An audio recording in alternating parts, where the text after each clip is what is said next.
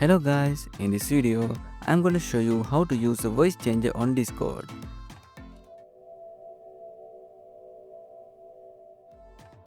First open your browser and search for voicemod.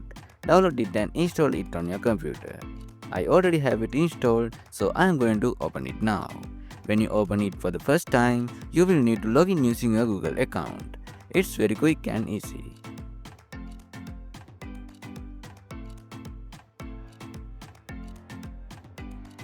After it loads, you will see different voice effects that you can choose from. Just pick the one you like. Once you select a voice effect, minimize voice mode, then open Discord. Now go to settings, then open voice and video section. In the microphone option, select voice mode as your input device. And that's it. Now your voice effects will work with Discord. I hope this video helps you. Don't forget to subscribe and thanks for watching.